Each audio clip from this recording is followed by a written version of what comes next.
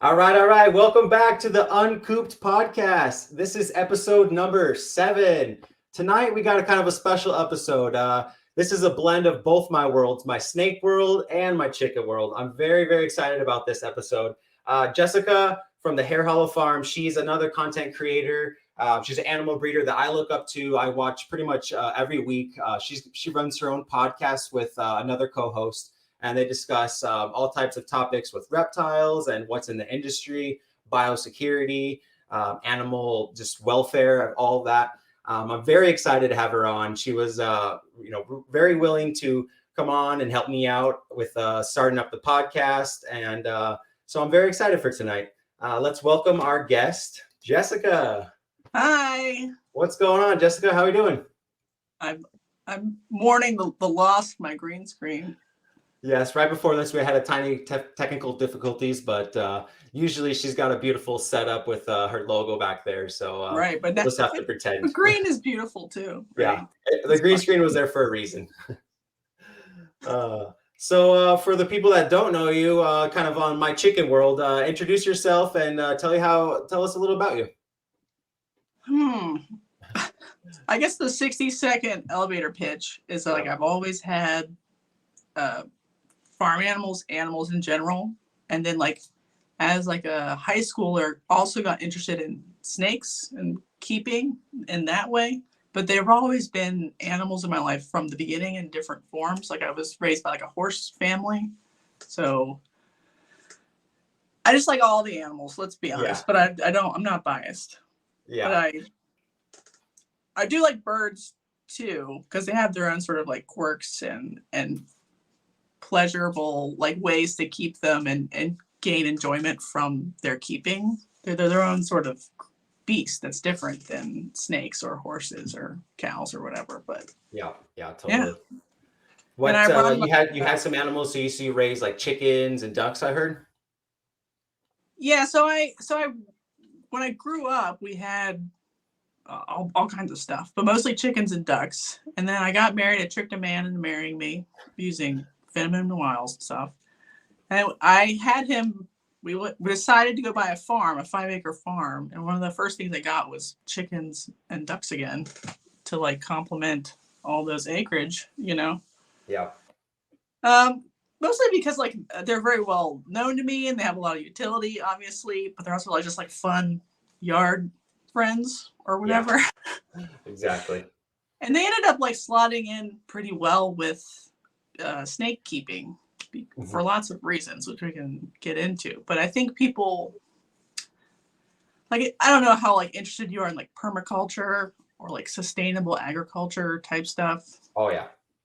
So like, how do you fit in a snake or like an aquarium or some sort of inside pet with like an outside agricultural ecosystem? It's hard, but if you start to think about it, you can apply the same sort of like reusing waste products from one animal to give to the next animal and using their sort of natural behaviors to help you. So like you have compost piles from rats.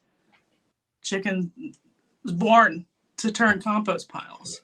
And so I think those sort of like agricultural things are something that's sort of absolutely not spoken about at all in the snake community. We just throw it in the dumpster and pretend like it didn't happen. Yeah. But that's why I still use like the hashtag like herpetoculture is farming, because to me, that's what we're doing. And the more we think about it that way, the more we can learn things from our, normal animal commodity farmers to like bring to the snake side. And there's like cross-pollination there. Yeah, I totally agree. Yeah, that's actually really interesting that you bring that up. I like that theory about that. You used to raise, what was it, goats as well? You had some goats? I had Nubians. Nubians, yeah. My neighbor has some Nubians, and they have a very fun noise they make. If anyone doesn't know their noise, you got to look them up. They're really interested in communicating their feelings all the time. It's always like around dinner time you start hearing some crazy goat noises over there. Yeah, I've always just been really into like dairy animals in general, because I think I don't know, this is like a me problem, and maybe like a lot of people problem. It's like, how do you want to use animals, but you want to do it ethically. And I don't know if like the current commercial way that we use animals is strictly ethical. Yeah. So then you're like, well, what do? You want to have a hobby farm and maybe like reinsert your morality back into your food system. Yep. So part of that was like dairy and eggs and meat, which I'm comfortable admitting that you got to eat some of them eventually. Yeah, definitely. It was kind of funny. Me and my wife, actually, we purchased a 5-acre farm. And so I kind of started with chickens, and then, I wanted to get a little bit closer to like where my food came from and what it takes to actually raise food. It's not just like you go to the store, it's a lot of work, and, you have to do it right, properly, all these different things. And I just fall in love with the whole farming world. It's all pretty new to me. So I've definitely really enjoyed it. Yeah, it's very satisfying. And even when it's like sad or hard, it's very human to take care of land and animals and plants to make food. Every part of that is like a revolutionary idea, like decoupling yourself from, I don't know, like a normal commodity market and just being like, I'm going to make food. Right. It sounds stupid in a first world country to be excited about that. But that's why like the current back to the land movement that's been happening on like YouTube for the last, I don't know, 7-10 years or something. There's a lot of people are like really into it, and it's part of the like decoupling, and it can be a little bit like predatory because there's a lot of like, I don't know, grifter type YouTubers. But the spirit of it, just the idea of like reintroducing morality back into your own food, I think is honorable. At least trying. Yeah, definitely. Yeah. These animals are very part of our life, and we have to respect them and, treat them with the most respect that we can, because, some of them you do have to raise for food, and, you have to make that choice at the very end, but give them the best life that they can until up then, Right. Then it's like one bad moment, not one terrible life or whatever. Exactly. Yeah. How did you come up with your name for your kind of your farm and your reptile business as well? Hare Hollow Farm. So you know how like most farms are real cutesy, like Lone Oak on the Hill, or I was like, we need to do that. Right. And I wanted the reptiles have always been on Schedule C, but I filed a Schedule F the whole time too, because I wanted. I mean, you've probably looked at it. Like the margins on a dozen eggs isn't there. Like what you can sell it for versus what it costs you to make. And you can argue if like you really like permacultured the ish out of it, you could get $10 a dozen. Even then, I think you're still barely breaking even, right? So you're always going to lose money like fighting the commodity game, unless you can do like value added products. Yeah. Unfortunately. So I always knew that Schedule C's animals would support the Schedule F animals, which was always true. But then like, you can take a loss on that stuff on like hay, but then you get to eat milk and eggs and have meat that was ethically raised. And, you got to do the full life cycle. I just wanted it to be like such a sort of generic name that any animal or product, or like if I wanted to do a value added product and sell it at a normal person farmer's market, they'd be like, that's a cute name for a farm. Yeah. They're making candles. They wouldn't run away if it was like sexy snakes, exotic. They would run away, right? Yeah, exactly. But I think, and I know now, like in the snake side, very few things are called farm or whatever, because like agriculture has like a negative connotation. Like it's like we're puppy mills. And I'm like, that's how you think about it, not how I think about it. I think about agriculture, like the best kind, as like the most ethical form of it. Small batch, pasture raised chickens, and maintaining heritage breed lard pigs because you want them to persist or whatever. Like that is the best form. So that is the form of, agricultural livestock and pet livestock that I would like to pursue and like make you think of, not, a Tyson chicken. Yeah, exactly. So you kind of just like rounded it all up. And it was like kind of like the whole thing, just farm, everything farm. Like, Yes. Because like you said, a lot of this in the snake world, we don't really see a lot of like kind of names, businesses with like farm in it. It's all reptile balls or whatever. So that kind of stuck out to me. I think we're the hobby is wrong, right? Mm-hmm. It's not embarrassing to be a farm. Right. You should be excited about it. You're raising rodents and doing all this stuff, and you're raising animals, and they have babies, and you give them veterinary care. You're a farm. Sorry. Literally. That's what it's called. It's in there. You just check the book under farm about like. Yep. Yes, we should go for it, and then like include all of our like sister hobbies with it. Like people who like animals 99% of the time. It almost doesn't matter. Yeah. They're all awesome. They're fun. Yeah, that's really cool. I like that. So that definitely stuck out to me on with your name. And did you ever raise rabbits? I know your last name is Hare, but there is a rabbit in your logo. So I was like, I didn't know. Did she raise them or? So the logo existed before the rabbits existed, but I did have some rabbits that I sold for like raw food, dog or cat or whatever. And the problem with it is like there's not like the demand for rabbit it is very localized and random. So like it's very hard to move rabbit inventory for me. So I ended up like only having a couple of litters and being like, I think I still have rabbits in the freezer now that I moved to Oklahoma, like whole, like 3 or 4 pounds.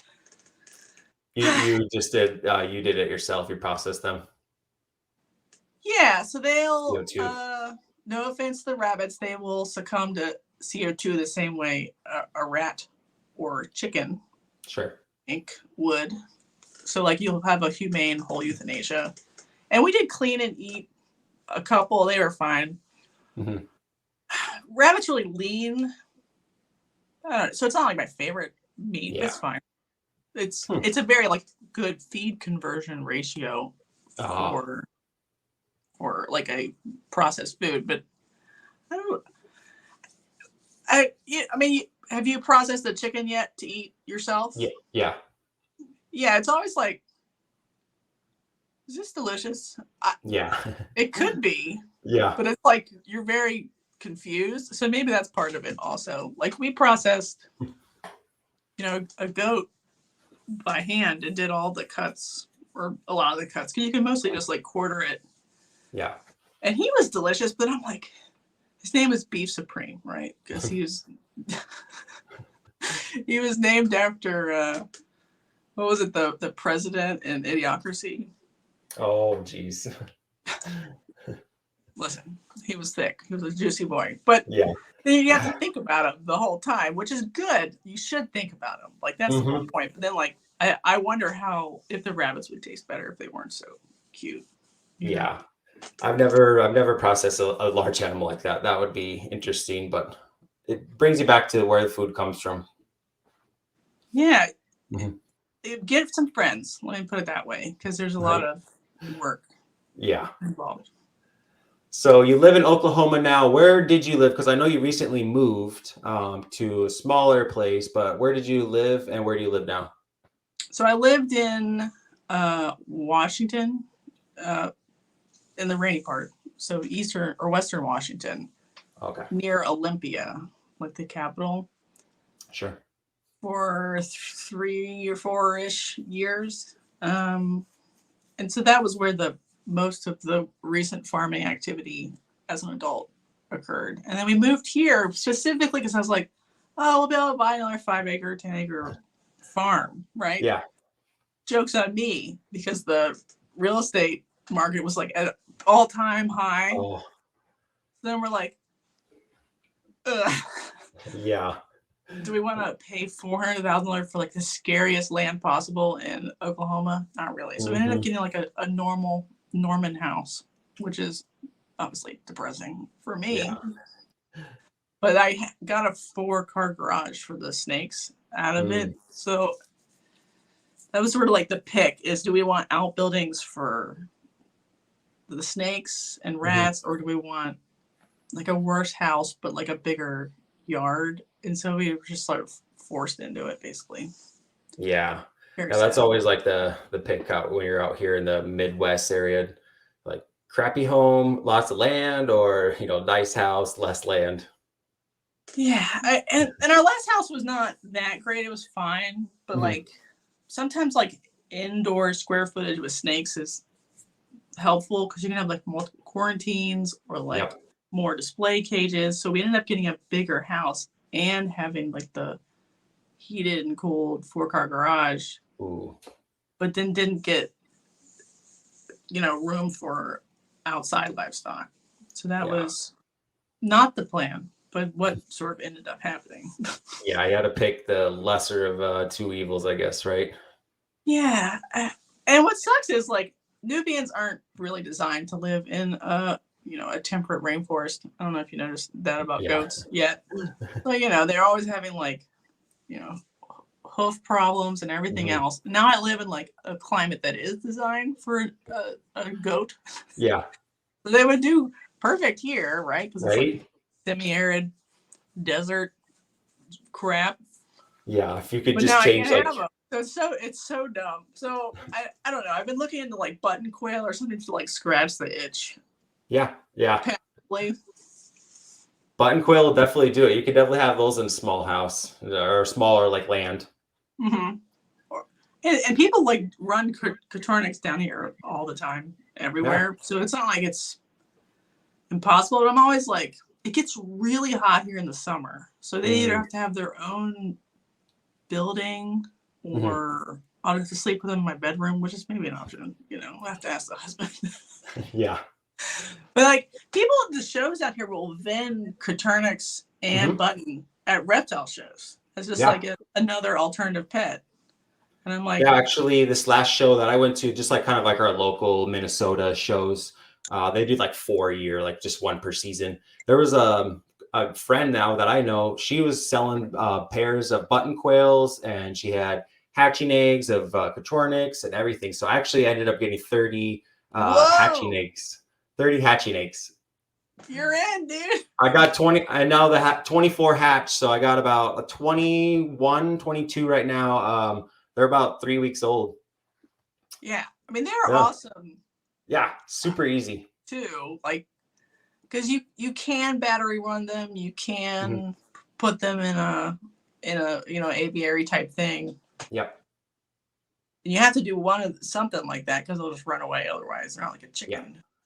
But there's like a rule where they have to be under, I think it's under 2 feet or above 9 feet. I can't remember because they can like jump and hit their head on the roof and stuff. But they like, since they breed so much younger, they start to lay eggs so much younger. It's like a very efficient like food conversion species for making feeders or human food or eggs. So like that's probably what's going to end up happening. I think our ordinance do allow chickens, backyard chickens, but we only have 1/3 of an acre. And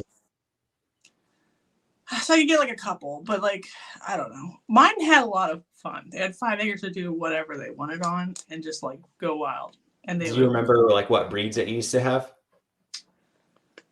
So I'm like I don't know, a barnyard mixed snob, if that's. So like I don't like extra toes and I don't like hairy feet. I don't like feathery feet. So I would like buy copper Morans and breed those traits out, but keep the egg color. Oh geez. So my goal was like a double laced silver Wyandotte Araucana mix that laid blue eggs, but like that was like my weird thing. So like I like having roosters. I think they're fun and beautiful and they take care of their ladies and they keep the hawks away. But like I don't do broody breaking. I like it when they go broody because I think that's like gets good. That means they're like a functional animal, right? Yep. So I don't break broodies. I let them do it, and so you end up with lots of babies. You gotta find something to do with them. So you raise them up. You get half cockerels, and so in my case, I would feed them to snakes, euthanized, mainly first, or eat them or whatever. But you end up like accidentally beginning to make choices.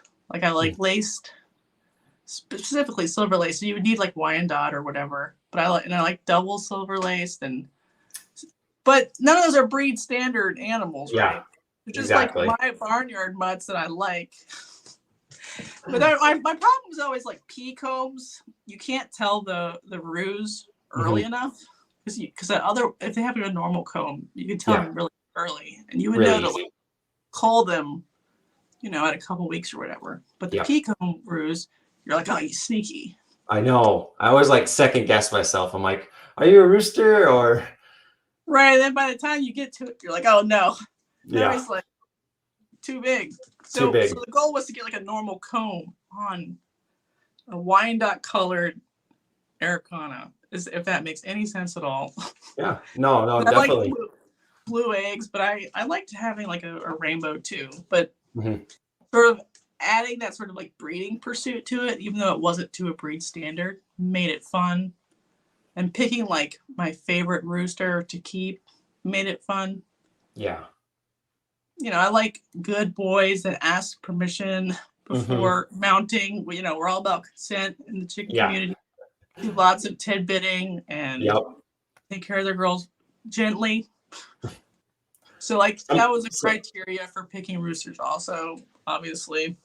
Some of those boys get a little rough on them. So those ones got to go. Yeah. So that's, was part of why it was enjoyable to me. Like to scratch the breeding itch because they could start laying eggs at 6 months or whatever. So you could like double down on a phenotype or start picking for an egg color pretty quickly. The hard part is there's literally no market for like barnyard mix, really. Yeah.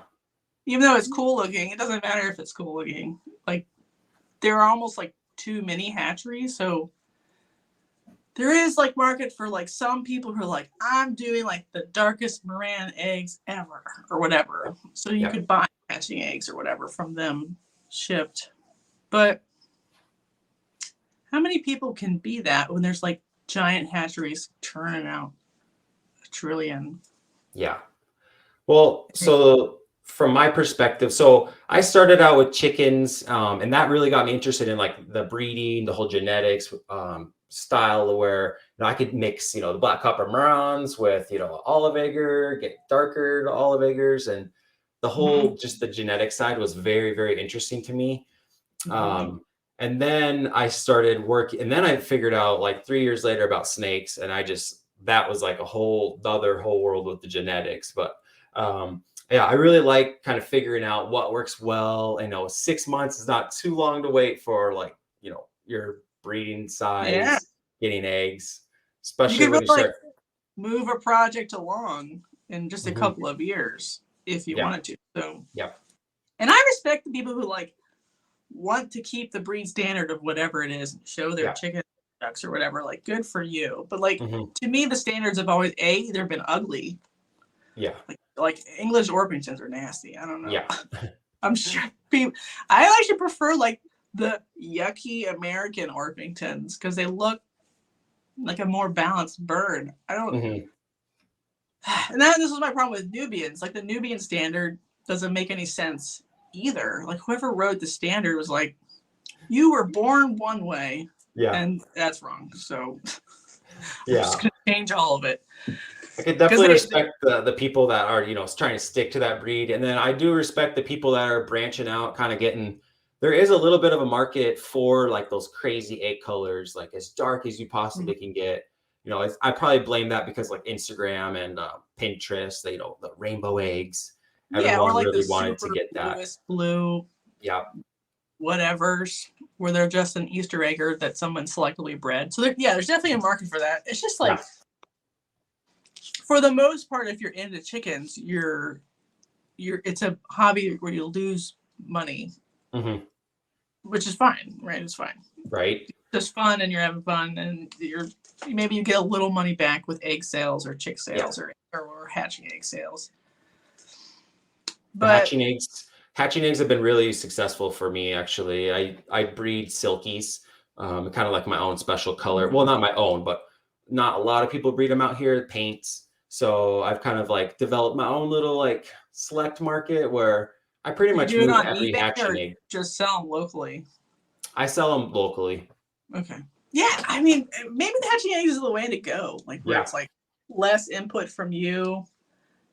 Because people, even for stuff they supposedly want, they don't ever want to pay. Sorry, people. Because there's too much cheap stuff at Tractor Supply. And free chickens on Craigslist. Yeah. And then you're like, but this one's cool. And they're like, maybe. I don't know. I've been to a lot of like chicken ladies' houses to pick up chickens. Yeah.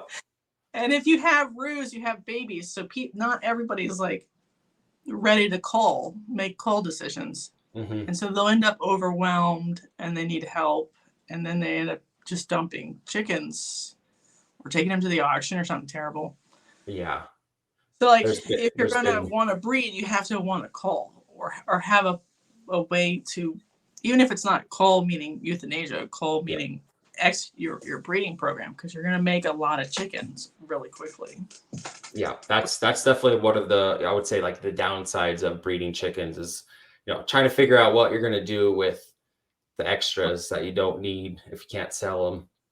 And a lot of them are extras. Yeah. So I try to get rid of them before I know they're roosters. But that's not my problem anymore.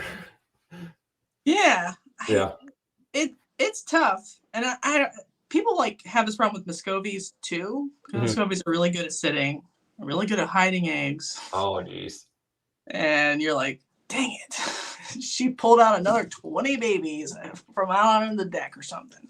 Yeah. So people get overwhelmed with Muscovies too. And there's even, they make a good carcass when they're quite old, but there's not as many people who want to come get them. And their hatching eggs don't really ship that well. Ooh. So you'd have to do them as hatchlings. So there's like a weird disparity where some people have way too many Muscovies and there's some regions where there's not enough of a particular morph or cultivar or whatever you want to call it. Right.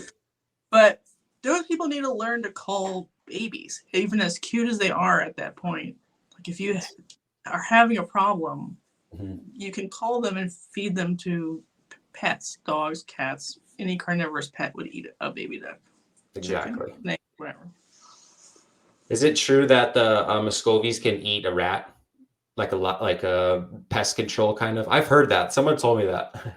I believe these words because I've seen them like take a rat that was discarded, like a snake didn't eat it and was in the compost pile, and they dragged it to their pool and like a alligator like waterlogged it and then spun off pieces of meat. Oh, geez. So I believe that they would do that, just like a chicken would annihilate a little hopper mouse or whatever. Yeah. But mine were like pretty fed and happy, so they weren't ever like really pursuing much of anything. They were just being like the boss of wherever they were and having little rap battles in the yard. Yeah. Are they pretty good like pest control here too?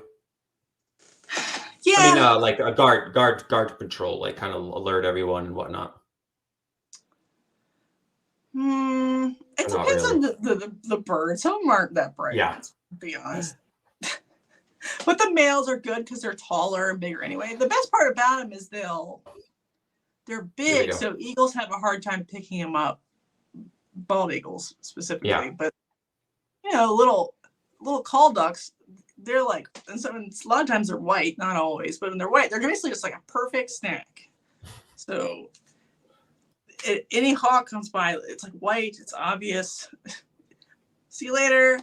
Yeah. So did you lose a lot? I almost only small things. So call ducks. I never had like true pure bantams, but I had like Banty crosses. If they were light colored, they were gone, basically. And then every once in a while you get like a sharp shin hawk who would come for like a mom's chicks if they were the set that were out of the brooder. Because usually I would let broody moms take whatever they were going to take. And then I would incubate almost, like in the spring, I incubated almost everything and had like multiple lockdowns and multiple incubators running. Oh, nice. And I had like instead of having like a real brooder, I'd have like just like a big baby, those like baby gated things that are like a playpen. Mm-hmm. Pellets on a tarp in the garage. And so there'd be like multiple of those like heat panel things of different heights. So I would sort of do mixed cohorts, and then I would pick from that like bin of like culls or like new additions. And they're okay. It's just like once they get big enough to fly up and perch, you have to like make a decision. Yeah. Start getting to that teenage phase, start causing trouble. Yeah. And then for sure you'll know which ones are ruse, but it's better to cull earlier so you didn't put a couple of weeks. But you can make something, a baby chicken, that's a good feeder item for a dog, a cat, or a snake or whatever. Yeah, definitely. Very fast. Like within a couple of weeks, you can make a medium rat equivalent food item in like 2 or 3 weeks. It'll be 150 grams. That's like the most efficient use of my time. Yeah, definitely. Rats take forever and you're like, oh, this is too much work, and you're cleaning it. This is like one big bin, and I would like clean it out like a couple times in the spring when we were like running the incubators like full bore. But it was not as much work to raise them up to rats size like that than it was to raise rats, because I had to clean their cage every week and move parents around or whatever. So it's slotted in really nicely with like the efficiencies that I wanted from the other parts of the farm. Nice. That's pretty interesting. I didn't know that you hatched out all your own too. Yeah, I went nuts. Let's just be you hatched a little bit of everything, all the eggs, right? Yeah, you got to make sure it's. I don't know. It's like a compulsion. Like you were in chickens, and you got into snakes. Yep. Once I knew I was having them, I bought a rooster immediately. Like picked a rooster, picked like a set of hens I liked, and I was like, let's perfect the chicken for my farm, for like my tastes. Exactly. And so as I did. Nice. That's really cool. I like that. So let's talk about your podcast. So you run a podcast with Jana. You guys are called the Holdback Rack Podcast. Talk a little bit about that. Does your audience know what a holdback rack is? Well, I try to use some of the phrases in my like chicken world, but I would say, like your keeps, your favorite of the pick of the litter, right? Right. So it's like the brooder of the stuff you're like really interested in growing out. That's what a holdback rack is. So we talk about snakes mostly, but like reptiles in general, in the context of wanting it to be a small business mostly. But we try to like ground that in what are like the ethical debates or the moral decisions or the processes or whatever that would better inform our keeping, which is something I try to take to any sort of hobby we do. And a lot of times we're just doing potty jokes, let's just be honest. But the goal is to just have discussions about keeping these animals for profit, but humanely. Yeah, that's something that definitely sticks out with you guys. You guys are, so like relatable, but yet, you could talk about real stuff and business side as well. So, and the educational side as well. I've learned probably so much from you guys and just different guests that you guys had on as well. Yeah. Well, I think to me, the way I look at raising reptiles for money is informed by like my agricultural background, like growing up on a farm. So like, I never thought about it like I'm going to be a rock star or I'm doing this for clout or any of the things that some people like get into and think about. It's always been about producing animals and taking care of them, breeding the best quality, and having a good product for my customer, which is a farmer's mentality. So Yeah. I think that's why some people, it resonates with them. Some people are like, you guys are crazy, but it's what I prefer at this point, morally, is to, not let like feeling important about yourself because you hit a new morph confound the fact that what you're really doing is making pets for people. Yeah, Right. exactly. Yeah, I'd have to 100% agree. Just the whole world of, combining that pet world and, your love of farm animals into the reptile world is definitely, I can see it. That's good. I'm glad Yeah. somebody sees it. Yeah. Yeah, I can see your love for them. This is your podcast here. We got you guys are live every, what is it, Friday at 1 or well, 1 my clock, 12, I think you guys, right? Well, I'm Central because I'm Oklahoma too. But Okay, yeah. yes. But yeah. And sometimes it's not Friday. Sometimes we get creative and it's another Sometimes day. you get That's what creative. it mostly is. It's and then most people don't catch it on the live. They catch it on the download, and we respect that. And we put it on all the like Spotify, iTunes, whatever. We have an actual RSS feed, and we're just talking about our trials and tribulations raising these animals and any sort of helpful info that we can contribute. Yeah, that's really awesome. I look up to you, and it was really cool that I got to kind of interview you, that someone that I listen to weekly, and it's kind of surreal to me. So I appreciate you having you on. Listen, do not be starstruck for me. I am Right? like halfway up to my elbows and poop all the time. So I'm Right? not No, I'm a little starstruck. You're killing me, buddy. You're funny. No. I respect you, and you're doing you're doing well for the community. You're not causing drama, and out I there. try. Yeah. I try. Like I know some people have been like, you should just say what you believe. And I'm like, sometimes what you believe, it actually transcends what you could say about it. Like, if you really believe that you want whatever, people to be happier, animals' lives to be better, just spewing out whatever your first thought is not best suited to that final goal. So that's why I've been, if it's playing politics to be silent, sometimes I'll continue because I think that's actually better for the community and the animals. There's already too much negativity out there. I don't think we need to promote any more negativity. Right. Let's be happy. Yeah, let's be all happy and enjoy the world. Mm-hmm. It's been really fun jumping into like this snake industry, the whole hobby. I really enjoy it so far. I've met so many great people, including you guys. You and you and Jana are really awesome, and I've asked you guys a lot of questions. You probably more questions, and you've always been responsive, and it's been really cool. So that I do a thank you for. Dude, who do you think is weirder, chicken people or snake people? I think chicken people are a little weirder. There's been some crazy Facebook stuff. I'm in too many groups. Oh gosh. And my whole world is like revolved around chickens because I work at a farm store where I sell chickens and feed and all that stuff. So Is that fun? I guess. All right. I do enjoy the chick days though. Those are my fun, but having to help. Name brand chick days? What do you mean? Like, do you work at Tractor Supply? Is this a secret? It's a store similar to Tractor Supply, but it's out here in the Midwest. We only have like 52 stores. It's called Runnings. Oh, it's very similar. I think we're actually way better than Tractor Supply. So yeah, Tractor Supply, suck it. Yeah, exactly.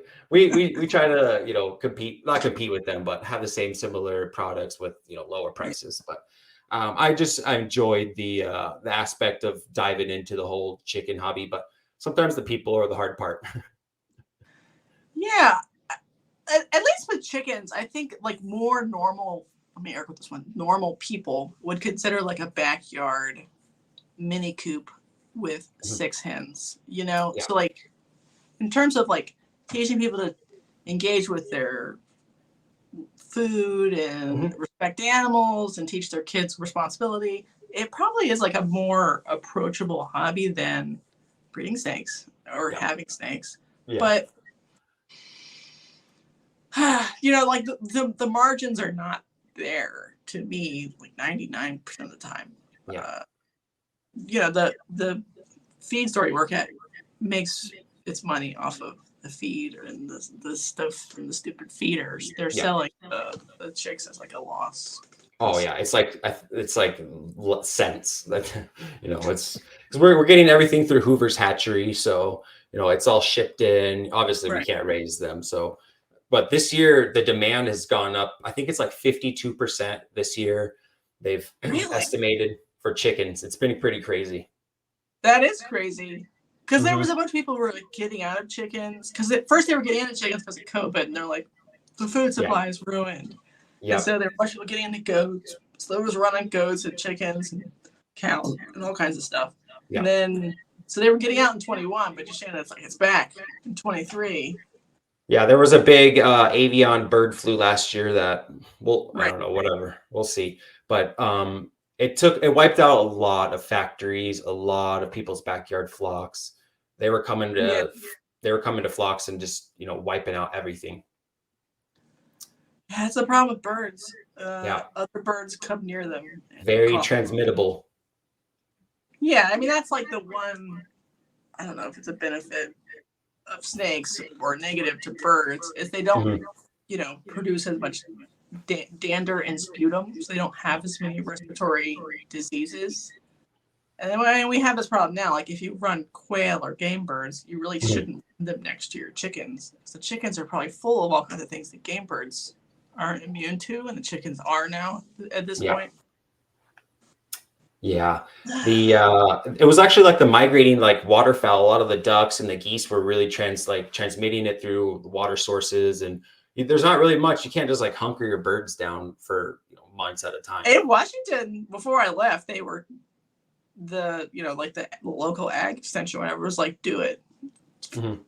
Make literally a sparrow-proof container for your birds and keep them indoors, which obviously they weren't happy about that. But we had a backyard flock culled like 20 miles away from where I lived because they had just something get in the water and it got in the ducks. The ducks tested positive, and then they called the whole yard.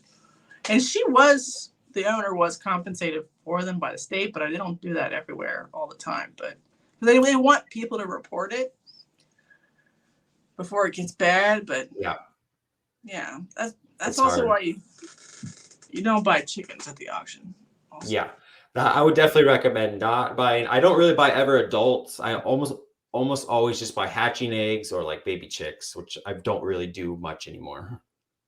Yeah, that's part of why I think people should get excited about keeping a rooster, is so you have, some sort of sustainability in your chicken operation without a lot of outside inputs. Yeah, you can buy chicks. Yeah, you can buy hatching eggs. But I sell people like Wheeling and Dylan on Craigslist. I'm like, that's how you lose everything. Yeah.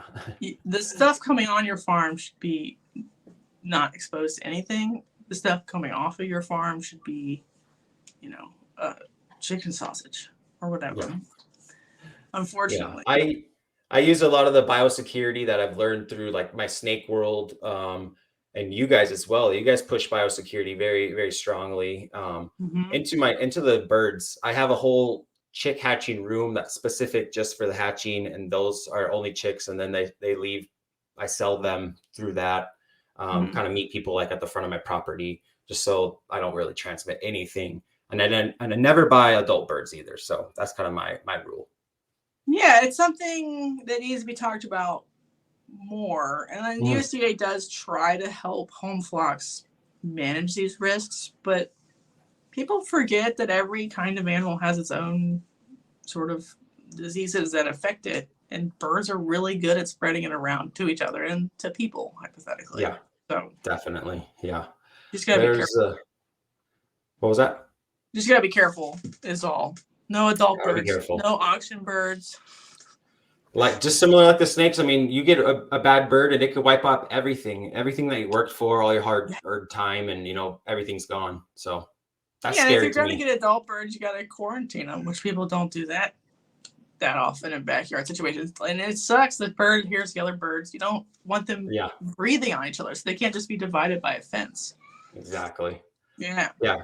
Quarantining, I've learned through snakes. Whenever I purchase anything online, it gets like, at least 3 months quarantine, lockdown. I only buy from people that I look up to and appreciate their sustainability with their animals as well. So talk about a little bit with your biosecurity. What have you kind of learned through keeping reptiles? Yeah, it's the same sort of stuff. Like, if I go to anyone else's farm, the shoes have to be cleaned in a very specific way because there's all kinds of stuff. Yeah. Like for example, with goats and even chickens, like when you go to worm them, you might be doing a good job not overworming. You're trying to worm the minimum amount because helminth resistance to wormer is a huge problem. I'm on a podcast. I'll be on in a second. I love you. He's crying for some reason. Right. Anyway, but the worm eggs of the place you went to, the county fair, whatever, your neighbor's yard, might actually be resistant. So you could be like introducing stuff to your property that you don't even know about. Exactly. Worms, whatever. So all the things that you can do to make yourself a little island is good. And you can do home testing for chickens if you want. There's a couple labs that do it now, actually. Oh, nice. For all kinds of things. So people should do it for new stuff, I think. But a lot of people have like really long-term established flocks. I don't know if they should, because their stuff could have it just be immune to it, which is a chicken problem, where chickens are so good at like dealing with their own problems. But you might want to establish a baseline before you like let your chicks hang out with your adults if you're going to sell those chicks on someone else. You might just want to keep them separate because their adults might not be immune to your special viral melange. Right. How many kind of snakes do you own? You raise and breed a couple different species. What do you raise and breed, and how many do you have? Estimate. So I have boa and purter, ball pythons, horn snakes. Those are like the big three. Sure. But I also have like 10 other little things. So you got rat snakes too, don't you? Yeah, I have like all kinds of species. So I have like Russian rat snakes, Japanese rat snakes, bamboo rat snakes, Slowinski's rat snakes, Bard's rat snakes. So there's a bunch, but it's like the category of like rat snake, but they're all different species. But probably all together, I have 300. Wow. Nice. A lady never actually counts. It's like chicken math. Chicken math, we don't know. It's always revolving. Which is like the same way that chickens work. Because like somebody will wander off and you're like, did they get eaten by a coyote? No, they went to go broody somewhere and they brought back 7 beautiful nuggets with them. Yeah. So you don't even know chicken math either, really. I feel like both the chicken world and the snake world is very similar with like, we get obsessed with like trying to have every color and every morph and every species that we could possibly get. And almost like the chicken side is more pure because like none of them really want to be a chicken breeder, really. Right? Even if they do like halfway part-time, they're just doing it because they like chickens. Yeah. Most snake people breeders are like, I'm gonna make $1 million. Exactly. Famous. And you're like, are you? Yeah. So like the distinction there like makes them sort of like more quaint and cute to me. The ambition, anyway. 100%. And chickens are kind of like the gateway drug to I think like breeding animals. It's so easy. They basically just do it themselves. So you just have to like incubate them for 21 days. Yeah, I think they're a great starter animal, and then no one's ever like offended that you have a baby chick with you. Like, what the heck? Why would they be about that? So like, you can give like a kindergarten class like a a Brinzy incubator and a couple of fertile eggs and be like, go for it, kindergarten teacher, and then collect it back. And that would be like a great experience for Oh yeah. little I kids. actually like to do that every year. I donate like a couple dozen to like a local teacher. Good or job. whatever. You're a real team player. Yeah. And they love to hatch them, and then they send me pictures. And if they want, they could keep them. If they want to give them back, I'll take them back. But it's rewarding for them. Yeah. It's part of my duty. You're doing a good job. I wish we could do the you. same thing for snakes, but they're like almost like too specialized and in some ways like too precious, because you're like, would you want to send? But maybe you would, like if it was corn snakes or something. So what are we thinking? What are we doing? What are we missing out on this opportunity? It's so weird because like the chicken world, like I'm obsessed with eggs. Well, my whole life revolves around eggs, 24/7 dealing with eggs. And then I deal with these snakes. We bought kind of into our collection, I would say about 2 years ago. And now we're finally getting to the point where we're breeding and, rewarding from that. And it's like 2 years it took me to get just 7 eggs so far. Isn't that crazy? It's we crazy. Already had like so much chicken production. Oh, I've probably hatched 1,000 chicken eggs, and I'm only on seven snake eggs right now. Yeah, it's a different speed, which is like pros and cons. Like you can see your vision come to fruition much faster, but then like so can everybody else. But in the snake game, if you're patient, sometimes you just win just from being patient. Right? Like you're the only person who was patient enough to wait that species out sometimes. Like for the stuff that breeds at like 8 years old. Oh like, gosh. Congratulations, you're a team player, This industry, this hobby has taught me so much about patience. That's for sure.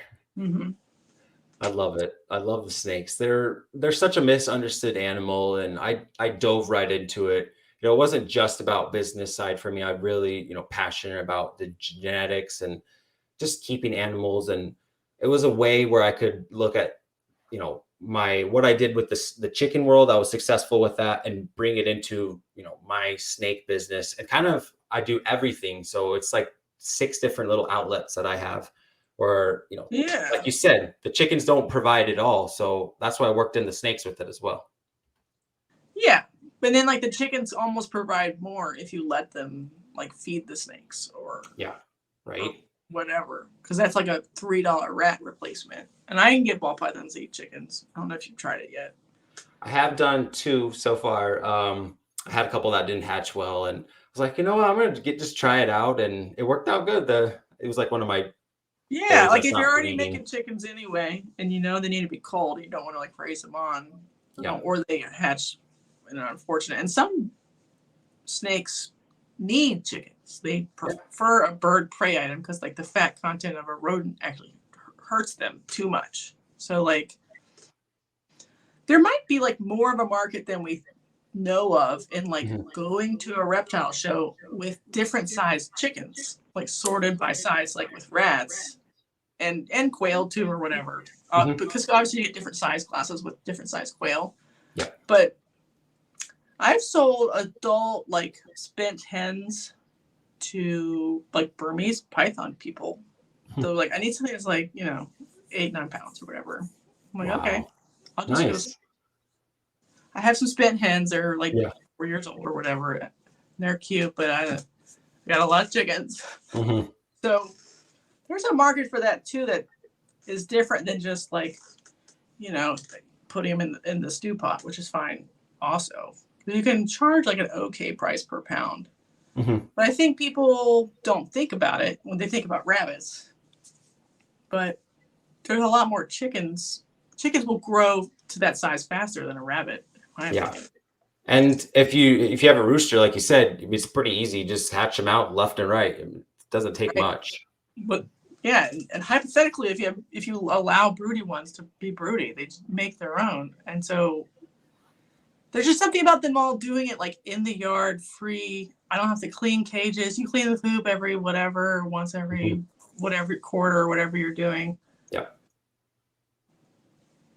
That's so much easier than rats. It is. Rats are fine. Rats, mice, fine. But the like per calorie of food made workload is so much easier when it's a free-ranging bird who's having fun living his best life. And it has a big range in their diet. They're eating natural stuff that they would normally eat, scratching the ground. Yeah, I am sure the omega-3, omega-6 ratio in the chickens fed to those snakes is way better than it is in the rat fed to those snakes. Yeah, with like a pellet diet and, maybe once in a while gets a vegetable. Yeah, it's way better. Yeah. There's no way it's not way better. And I like know. if you're culling and then freezing, you're obviously able to freeze off the parasites that the chicken may or may not have acquired. So that would be an important part of it.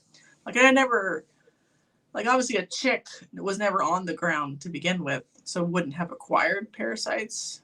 So you could just freeze those, or if they die, during lockdown or something, you could eat it that way. But I think the only reason why we like shun birds like this is because of like we're just like weirdly prejudiced to a certain system of feeding snakes. Like if it's on a rat or a mouse, brains are exploded. Broken. Exactly. Chickens are so much better. Yeah, exactly. All those like cull males that exist and are just like pulverized. Wasted roosters. Yes, it's not efficient, right? Or your kitty or doggy would like a raw chicken snack too, if you habituated them to that. Yeah, actually, probably one of the first places I learned, like just trying out a chick, was from like Jana talking about it. You guys were talking about it too. I think probably 10 episodes back, you guys were talking about something about that, and I'm like, you know what? Might as well try it. In the wild, they would eat birds, so it's not going to lose. Right, especially if you're already making those chicks anyway. Yeah. Right. If they don't want it, that's fine. Bless their hearts. But most of my stuff that's been like raised on like a mixed, diet will take them most of the time if I choose to offer it to them. It's just, I love feeding partial chicks. Dad, I want to tell you something. I'm still on a podcast. So how many minutes? You can say hi and then go away. 10 more minutes. Okay. Well, what? Come on. Well, when it's done, you have to edit this part out. I can play Okay, I'm on the live right now. I can play the first race car game. Okay. Okay. Bye. Bye. I love it. Don't have any kids. Right? Do you have kids yet? No, we're Just kidless. have chickens. They'll stay outside. Lots of animals. All right, good. Do you currently raise rodents, or you just get them in? Yeah, I do. You do? I always have to raise rodents because you need the animals to be able to take rodents, since that's what's commercially standardized. But I used to make a lot of chickens. I don't know if you noticed. For not that much feed cost. Yeah. And rodent food is really expensive. So per gram now, every rodent costs way more than a chicken costs per gram. I didn't know that. It's been killer. Not just paying for food, but paying for feeders as we reestablish our colonies and stuff. I'm talking $1,000 a month feeder bills. Yeah, and with 300 snakes, you have to do that almost. Yeah. Gotta go buy a farm quick. That's a lot. Yeah, you need a farm. We need some chickens. You need a Hare Hollow Farm, really. And the good thing about chickens is because they're omnivores. Half the time you're like, I don't like this meatloaf. Just toss it outside on the pile and they'll eat everything. Get it. Half the time I don't even feed them. They're finding their own food or eating my scraps anyway. So it was free on so many levels and efficient on so many levels. Because they would clean up the compost pile. They would clean up the rat compost pile. They would get I would make, you can make, a cottage cheese out of milk if you have too much. And it'll make it solidify, and then the chickens can eat it. They won't have to drink milk or drink the lactose because they have a hard time with that. But the protein and milk fats they can eat, and they're like, yeah, I'm fat. And so they just go and do a thing, and they make food and eggs, and I just have to come around and take care of them. It's so much better than raising rats. Yeah, it is, and they're a little less stinky. I would have to say. Yeah, they're more fun. There's nothing better than they used to line up on my back porch, because eventually I stopped even closing the door because we had 2 perimeter fences. Oh, okay. So they could just run around the interior perimeter fence around the house. So if I was like late getting up in the morning, they would all like line up like executioner style, like looking at the back windows, wondering why I hadn't fed them their like morning ration. I don't say rats happens do a lot that. here. Okay. You lock them up? Yeah, I lock them up, and then they have like a little automatic door that they can kind of get out of in the morning and stuff. So, and then I have peacocks and guineas, so they line the back door. They make plenty of noise. Let me know where anyone's here. Yeah, if you didn't, guineas are crazy. You get an alarm clock, the guinea fowl will do it. No problem. Yeah, we got 2 of them, and they're so loud. Would you run ducks? Have you thought about ducks? I wanted to, but I just feel like in the winter when we get to negative 30 and 40 out here, it's so hard. And I've heard just a lot that they're really messy, but I would love to do like cull ducks or something really cute. So cute. The thing about cull ducks is good is they don't ship either. Like their eggs don't ship well. So if you can find them and get good at them, they sell like hotcakes because they're small as adults. So but they can fly, obviously. So you have to like have like a duck pen that's like covered. Like a netting. Yeah. So that's hard. It does make it hard, but they're like an easy sale and at like a price point, even if they're like mutt call ducks and not that nice. Yeah. I haven't seen too many posted on my local Facebook, so I'll definitely have to look into that. I would be buy 10 of them quick. And they're really cute. It hurts my brain to look at them. I'll send you pictures. Yeah, I don't know what. And then like the problem with quail, we can go back to that. Is that quail is cool and small and cute and like a chicken, but it's also like a rat because it needs to be in a battery system most of the time, probably. So like a chicken beats that in terms of like it just lives in the yard, it goes in its coop, it sort of takes care of itself. A quail needs to take care of it much more than a chicken does. So there's definitely like a cost benefit analysis. I don't know the right answer. I do. And every new animal I get, I learn a new poop smell. They are definitely an interesting smell. They're really smelly. Do you just have the peacocks for fun? Yeah, the peacocks are for fun. Well, I have a breeding group of guess what? Get this, pieds. I got pied balls. I got 2 male. I got 1.2. Like they are expensive. I just wonder like what the demand. I mean, maybe the demand's great, but they only lay about 30 to 40 eggs a year, and only between like April to July or to August. Are you going to mostly sell the eggs as hatching eggs? I'm going to hatch as much as I can because they're big eggs, and then I'll sell the rest. Yeah. And they go about $20 an egg. Yeah, I mean, and the pieds go for about $100 a pea chick, so that's pretty nice. What it's about getting close to a pied male. Weird stuff like pheasants or? Yeah, I wouldn't. Pheasants are too wild for me. Emus. I want to do emus for the clout, for the Instagram clout. That's about it. They are cute. And that's another one where like if you're not going to eat them or eat some percentage of them, what are we doing here? If all we're doing is like raising them, internet clouding, and having pets, which could be fine, right? That could be fine, and they're basically like dinosaurs. Yeah, they're really cool. At least chickens, like they always have the outlet of going back to like what they're actually good for, like either making eggs or making meat. Yeah. So no matter what, you can use them for that purpose. So like not all utility is lost unless they're they're pretty universal. Right. And even like a broody hen, you could give her better hatching eggs to take care of. So like she is worth her weight of gold if you put the right eggs under her. I have about 10 broody hens right now. It's insane. They're nuts. They're crazy. Yeah, just go buy like expensive hatching eggs online and then like just turn them over. Yeah. I guess. Although like nobody take advice from me. I never made any money off of birds. I just had fun. So yeah. I don't do anything I do. This is not under oath, so we're good. Right. Plead the fifth. Do something else. Go get a job. Yeah. That's what you should do if you want to make money. Otherwise, just enjoy yourself.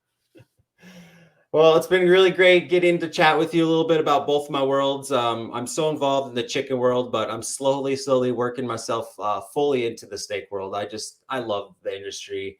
There's been great people. Obviously, there's always negative with everything, but you guys are pushing the positivity. You guys are doing great. Just keep up the good work. I look forward to seeing podcasts every Friday and Saturday sometimes.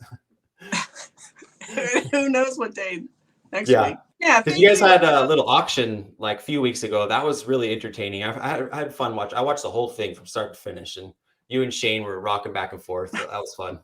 I think since the market is, I don't know if you want to talk about this right in a second, but since the Right. market is so confused, right? Yeah. I don't know what the right price is. I don't know what the fair price is. I know. And I don't know if the auction is like the real right price.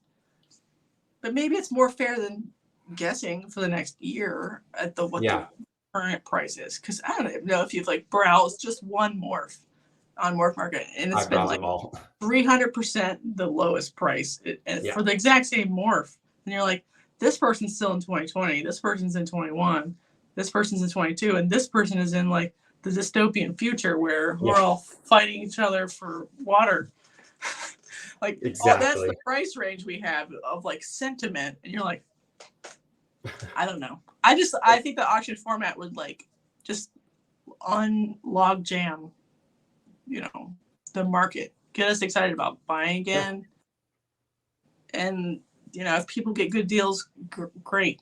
Like, we just need to figure it out. And people like auctions. I like watching. If you ever watch like a semen auction, like for cows, oh, gosh, right? Like, the cow's not even here. Just the semen here right exactly. now. So they're auctioning off his straws, and you're like, everyone's here just like going to town on his semen right now.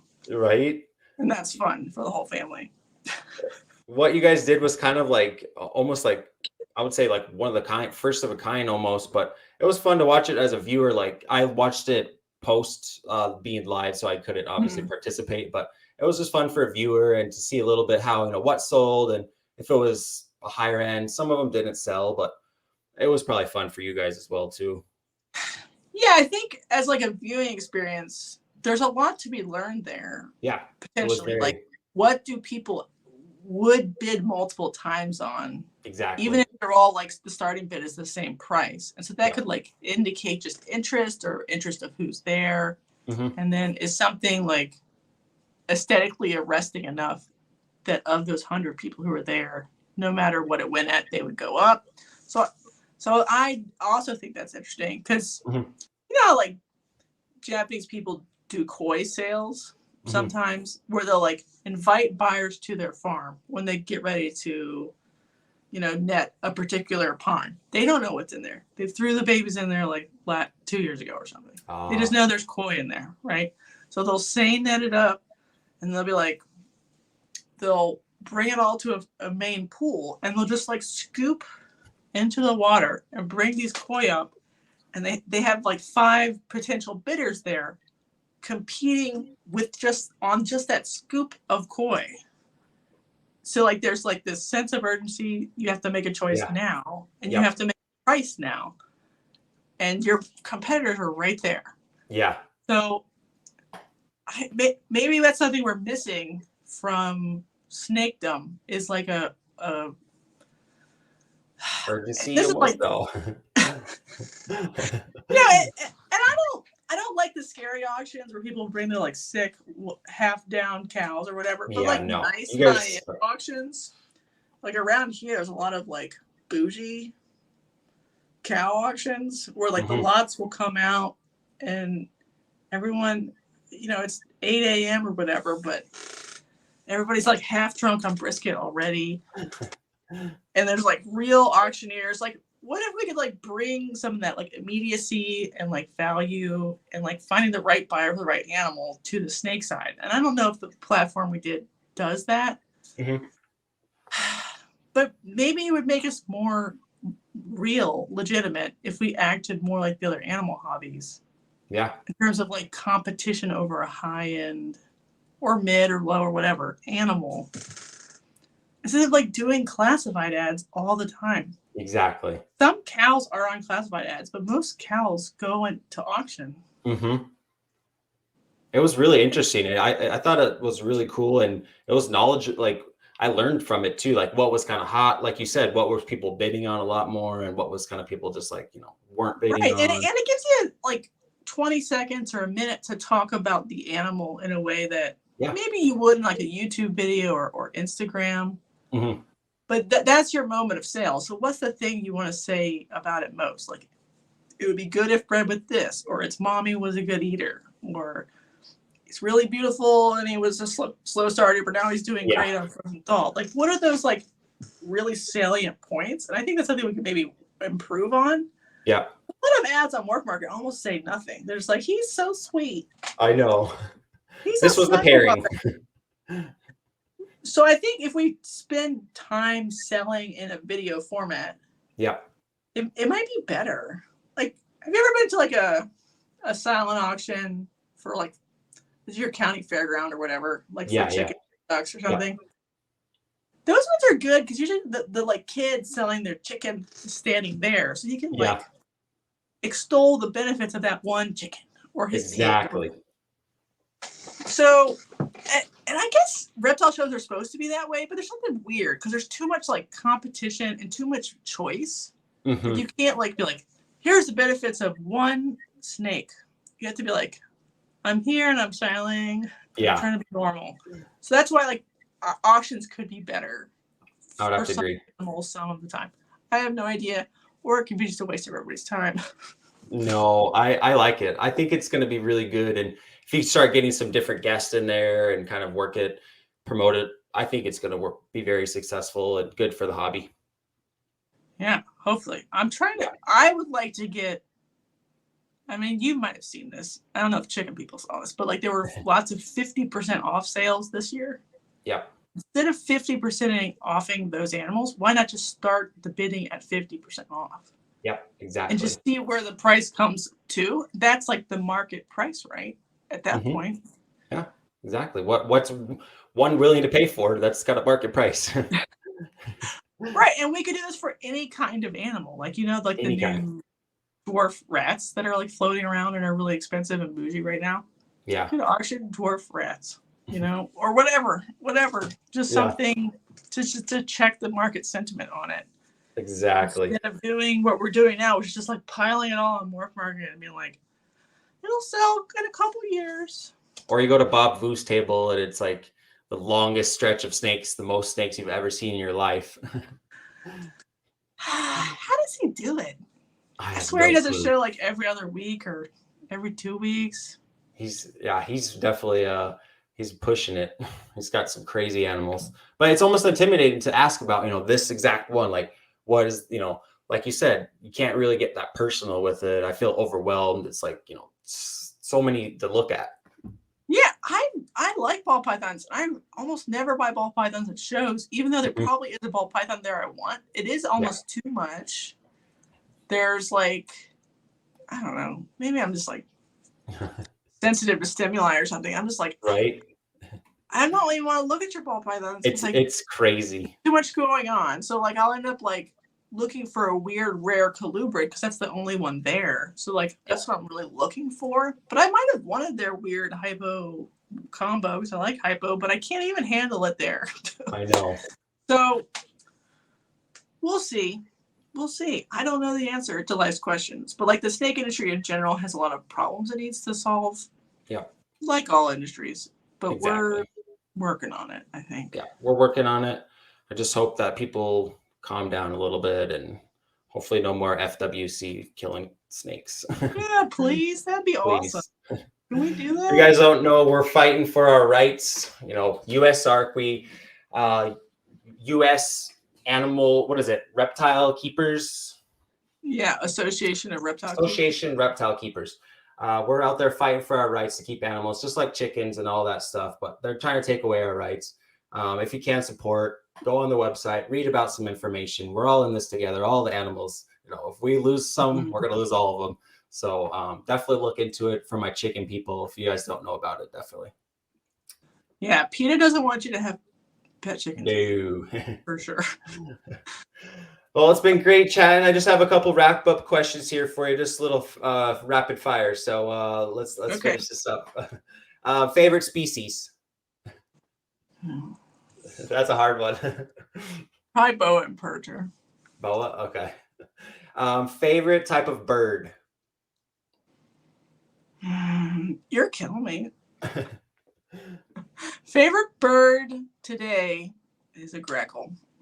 Grackles. Might not be my favorite bird tomorrow, Right? but it could be. Favorite, what would you rather pick? Chicken eggs or duck eggs? Chicken, because not because they're better, but because like the recipes are sized correctly for chicken eggs. Yeah. Duck eggs are a little bit bigger.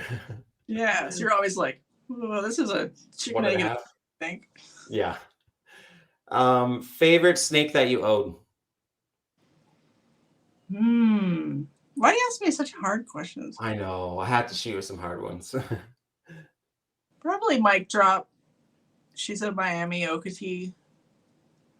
I don't know if she's like my most personable snake, but she's like, she's the most perfect snake of her kind, right? Yeah. Like, so I have lots of snakes and I like all of them, but right.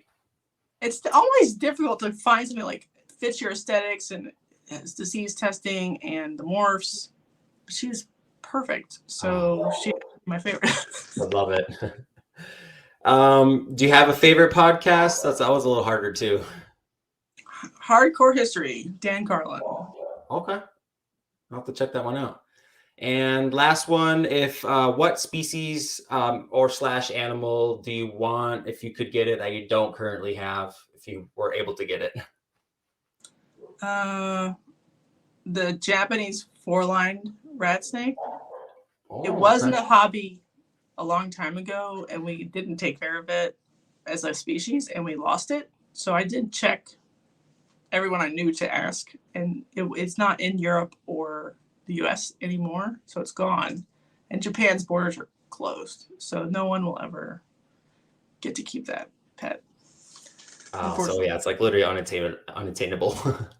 Yeah, they're just really beautiful, and they have like a black phase the Japanese call the crow phase of it, so the Karasu no Hebi. So you can have like the wild type and the sort of wild phase, the melanistic phase, and they obviously breed and they're really cool. But we messed that one up. So like bad keeping sort of eliminated our ability to keep it. So it's just like a constant reminder that you could lose it not just because of legislation, but just because everyone decides not to be good at taking care of their animals. Exactly. We gotta take care of our animals better. 100%. Treat them like how we want to be treated, right? Yeah. As best we can. Yeah, and you can still obviously use them, but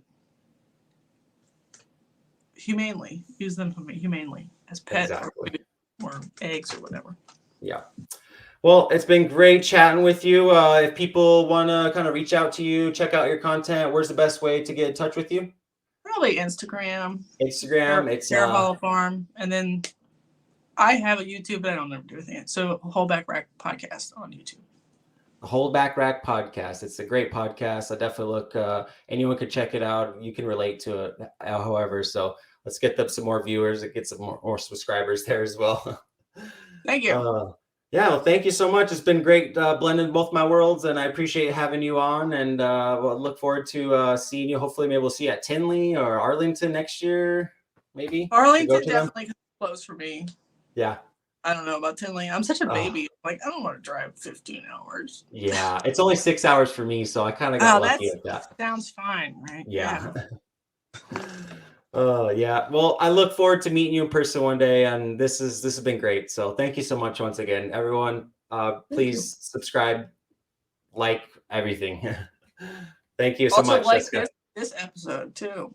Yes, please like this episode and subscribe. All right, we'll catch you just in 1 minute. All right, guys, thank you so much. That concludes episode number 7. Appreciate all the support. We're growing like crazy. I got sponsors on board next couple of weeks, so look forward to that.